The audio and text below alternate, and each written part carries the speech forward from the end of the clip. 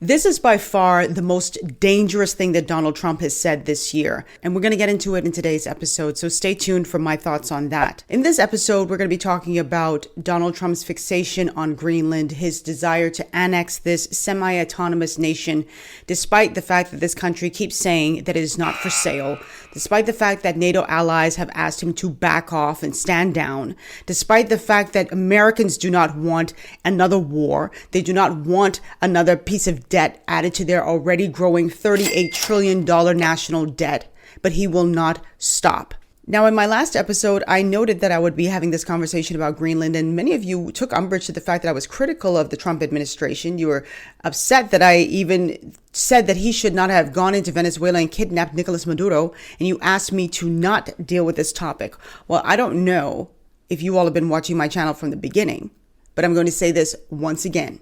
For those of you who are new to this platform, and for those of you who have been here for a while, I have maintained throughout the past 2 years that I've delved into political content that, and tell me if this sounds familiar, when Donald Trump does something that I agree with, I will say I agree with it.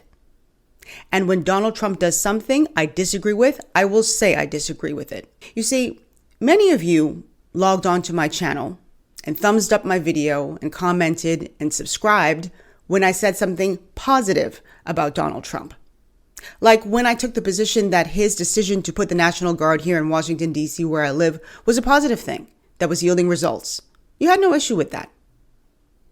But the minute I say I have an issue with his kidnapping Nicolas Maduro, it's a problem. And I'm sure the minute I say that I have an issue with his plans to annex a semi-autonomous country, you all will have a problem. You know what's been most disappointing, and I promise I'm going to get back into the gist of this story, but I have to say this, is how so many content creators who are in the social commentary space are mute about what's going on in Greenland or what's about to go on. They have nothing to say. And if they do have some criticism about what the Trump administration is doing, it's very mild.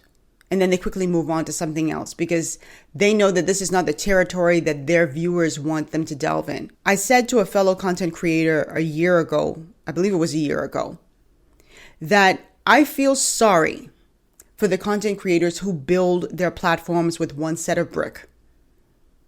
And what do I mean by that? Meaning they've picked a side and that's where they are. Either they're Republican or they're Democrat.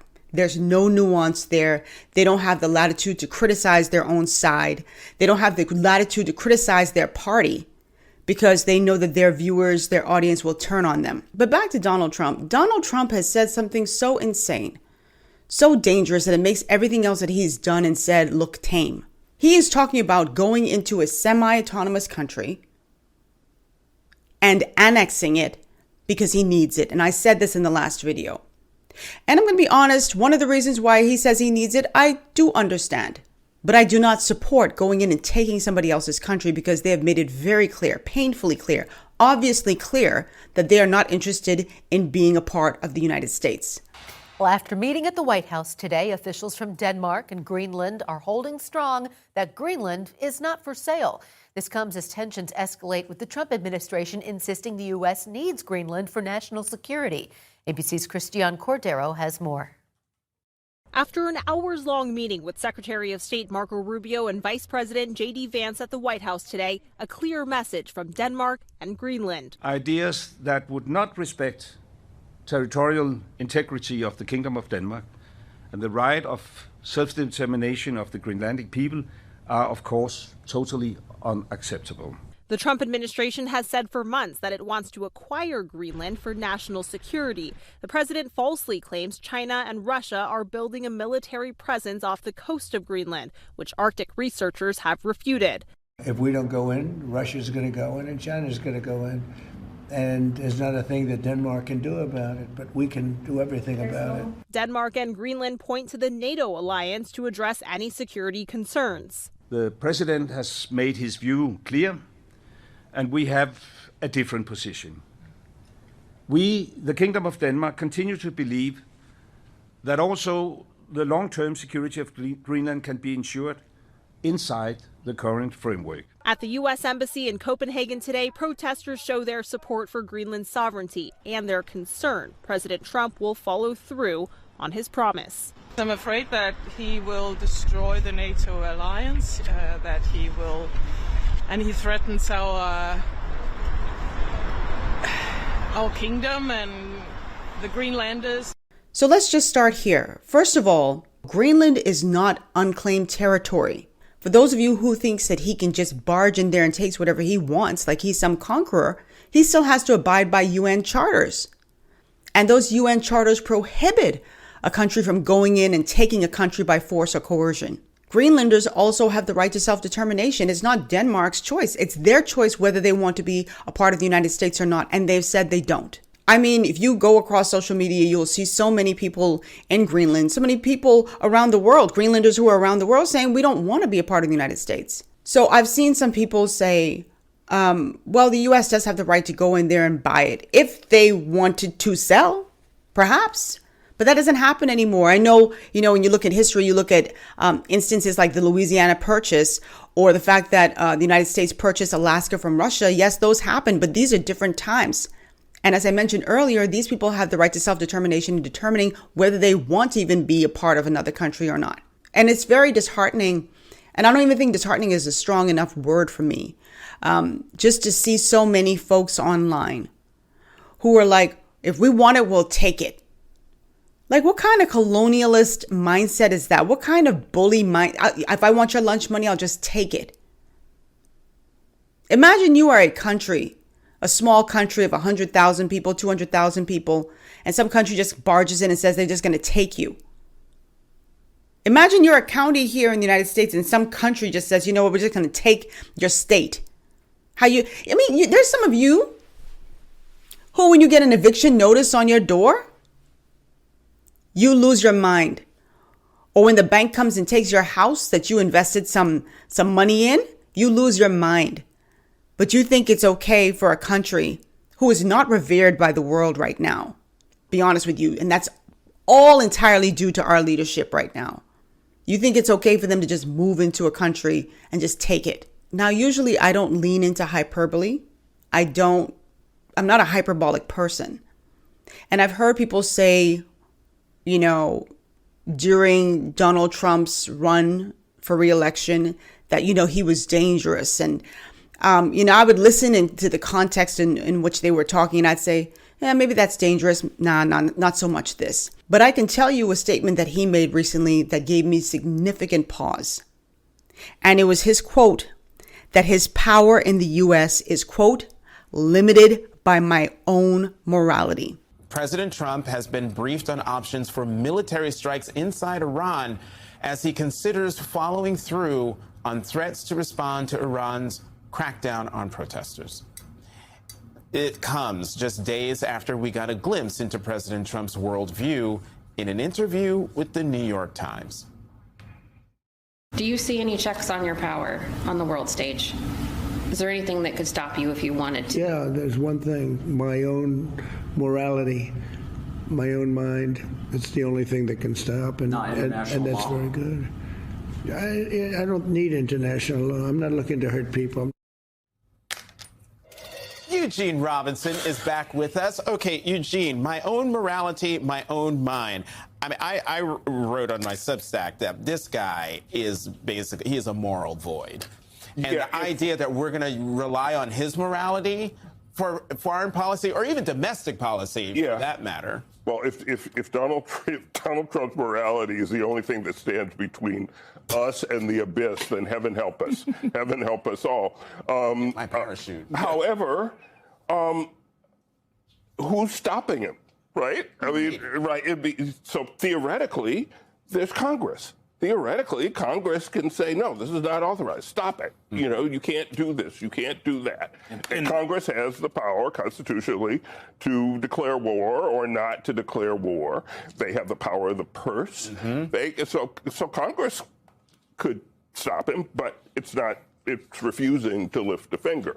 And so if you give the President of the United States essentially unchecked power or the unchecked authority to use the mightiest military the world has ever known, however he wants, then this is what you're going to end up with. I want you to think about that for a second. Because what I view as moral is very different from what you may view as moral, or what Donald Trump views as moral. There are some universal truths, right, when it comes to morality. But what is his truth? President Donald Trump said his power in the United States is limited by his own morality. At first, I thought it said mortality. Now I would say, yeah, that's accurate.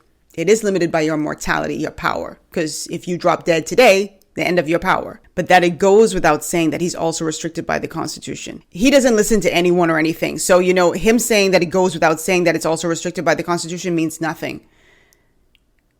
It means nothing to me. Don't forget, this is the same man, speaking of his morality, who pardoned hundreds of insurrectionists who stormed the U.S. Capitol on January 6, 2021. If memory serves me correctly, there are a few or maybe one person who said they wouldn't accept a pardon. I believe it was an older woman who said we were wrong that day. So we know one person who was out at the Capitol today was Pam Hemphill. She was once known as what they called MAGA Granny. Hemphill took part in the riot that day, and she turned down the president's pardon. And if it weren't for the Capitol Police helping me that day, I might have died. 5 years later, Hemphill is back on Capitol Hill, this time to testify how she's taken accountability. I am truly sorry from the bottom of my heart. And to reiterate to police and the public that it was a violent attack. I was there. I saw what you did. Hemphill has changed her stance about the insurrection and overturning the 2020 election results, blaming President Donald Trump for inciting violence. That's his morality. He called them hostages, these individuals. You have DC cops who are still traumatized by that event.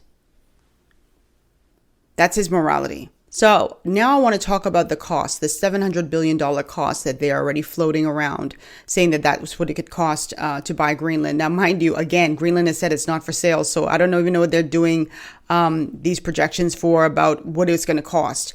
And again, like I said in the beginning, you're going to foot that bill, not the Trump administration, not the Donald Trump family.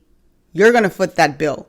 I'm going to foot that bill. I'm not footing that bill. So NBC News says the United States could have to pay as much as $700 billion if it were to achieve President Donald Trump's goal of buying Greenland, according to three people familiar with the cost estimate. Now, this estimate was generated by scholars and former U.S. officials as part of planning around Trump's aspiration to acquire the 800,000 square mile island as a strategic buffer in the Arctic against America's top adversaries. It attaches a price tag of more than half the Defense Department's annual budget to Trump's national security priority, which has stoked anxiety across Europe and on Capitol Hill amid his rhetoric about seizing Greenland since he ordered a U.S. military raid to capture Venezuela's president and his wife. Greenland, the semi-autonomous territory of the Kingdom of Denmark, is not for sale.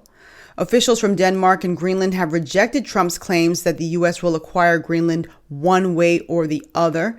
A senior White House official, however, said Secretary of State Marco Rubio has been directed to come up with a proposal in the coming weeks to purchase Greenland, describing such a plan as a high priority. When I hear, and this is another dangerous statement, being limited by your own morality, and then I hear you saying, well, I'll take it one way or another. What if, I'm just going to use it as an example, a man wanted to have sex with a woman and she said, no, I'm not interested. And he says, I'm willing to pay you for it. And she goes, no, I'm not for sale. I'm not interested in, your offer. And he goes, well, I'm going to take it one way or the other. What would you call that man? What's the word? What kind of mindset would that man have? And I know a lot of you will get upset with my analogy, but I'm going to use the same analogy. Someone said no. That's when the conversation ends. But now he goes a step further and says, I'm going to take it one way or another. You drop your comments down below and let me know what you think about that. What would that make that man? You could use whatever word you want to describe. And I know some of you are going to say, oh, what a horrible analogy to use that. No. Same thing. Because no means no across the board, right? No means no. And I think every little country in the world should be fearful because at least Greenland has the backing of Denmark. You know, they're part of NATO. So an attack on one is an attack on all. So if you attack Greenland, you could expect a war, right? And like I said, they have the backing of Denmark. So what if you're a little country? Everybody's eyes should be on America and seeing how this plays out right now. Let's get into why Donald Trump wants Greenland so badly. So earlier I said that he has a good reason for wanting Greenland, even though I disagree with it, but I'm still going to at least tell you why he is so focused or hyper-focused on Greenland. This is about power. This is about security. This is about rare minerals. And this is about the future Arctic order. Greenland really does lie in a very strategic military location. Let's take a look. For those of you who are listening to the audio podcast, please take a look at the screen. Go on my YouTube channel and watch the video. But if you're looking, I'm looking at the map here. It sits between North America and Europe. So that makes it very critical for early missile warning systems. It makes it very critical for tracking Russian submarines and aircraft. It's critical for control of the Arctic air and sea routes. So when Donald Trump framed Greenland as a national security necessity, he wasn't exaggerating about that. So that means new shipping routes, shorter Europe to Asia paths, again, access to rare earth minerals like gas and oil. China calls itself a near Arctic state and has tried to invest very heavily in Greenland's infrastructure. And that's what's alarming the United States and NATO, which I do understand. Also, Greenland is becoming a 21st century choke point, the way that the Panama Canal was. So all of these things are giving the United States significant pause, and I do understand that. But that doesn't give the U.S. 100% right to just say they're going to invade someone's country, and that's what I view it as, an invasion. If someone says they're not for sale, how are you still moving forward to just take it just because, yes, you can secure your country, but maybe it means you have to boost your own defenses in some way, shape, or form. But not to just take a country, because where does it stop? They're talking about annexing Canada. And even though it's kind of died down a little bit because Canada's really been pushing back, maybe they feel they can bully a smaller nation like Greenland. But what's to stop them from going into the Caribbean and doing the same thing? Again, I mentioned in a previous video that China has been injecting hundreds of millions of dollars, probably billions, into the Caribbean, probably billions, into the Caribbean's infrastructure and in helping them with festivals and road projects and hotels. That, I'm sure, gives the United States significant pause as well. So at what point do they say, oh, we need this country in the Caribbean? We need Barbados. We need the Bahamas. I shouldn't even say, I don't even give this man any ideas.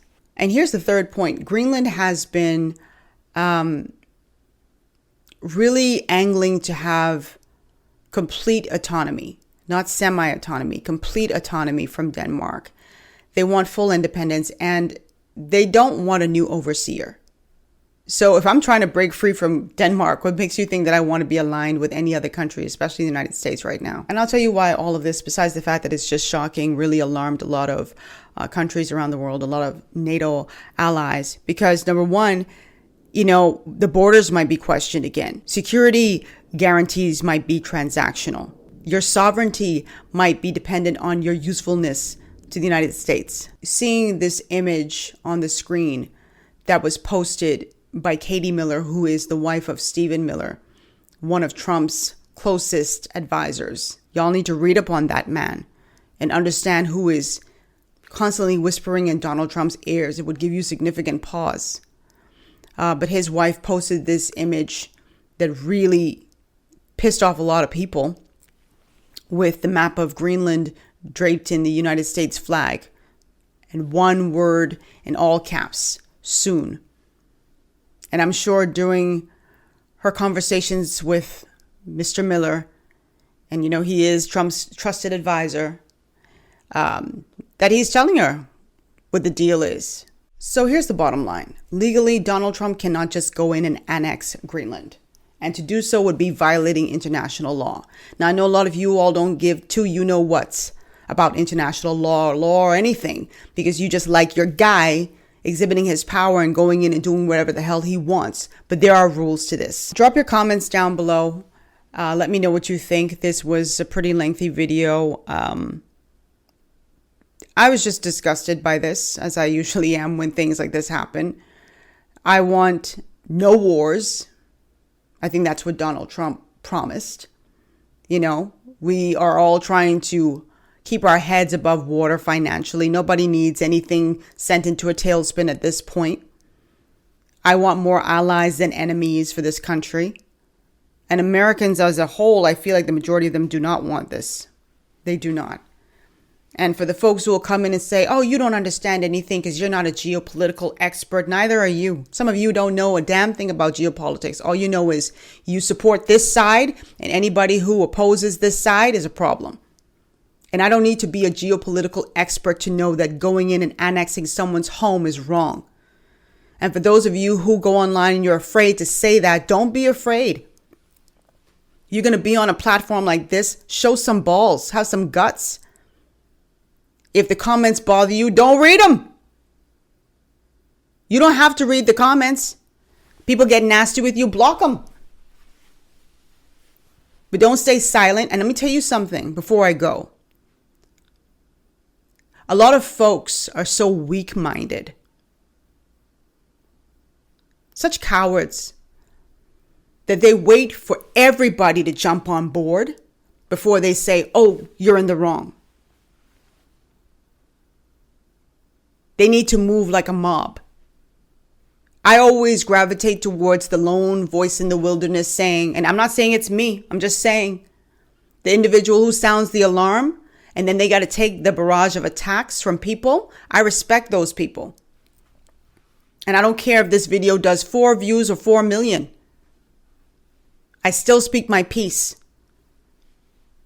And if you came to my channel because you liked my commentary and you thought that I was fair to your boy at one point, either you think I'm fair or you think I'm not.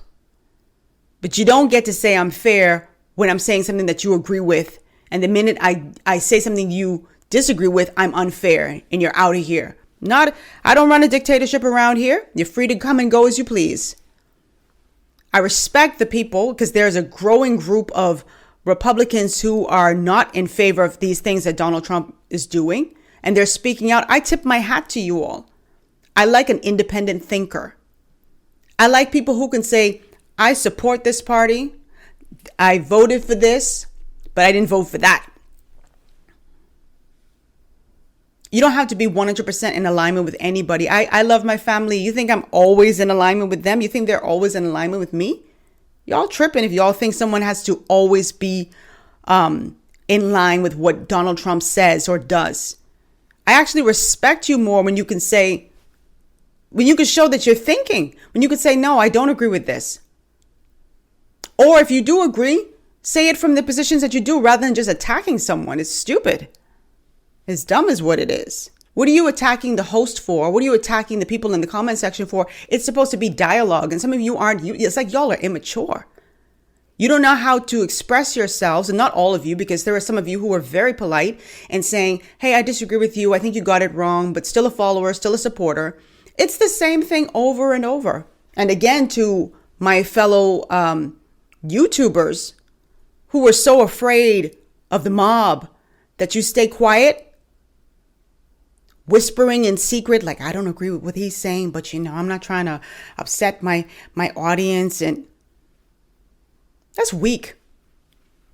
I don't hold a separate private position from my public position. What I say on my platform is what I say privately. You better believe it. And if it means I got to take the fiery darts, so be it. Because I ain't got to read it. I say I speak my piece, and that's it. And that's all. Drop your comments down below. I'll give you this one advisory. You're free to explain why you support it. But the minute y'all come calling a Rogan out of her name, I'll block you to oblivion. Don't play with me. Don't play with me. Don't play with me. Don't play with me.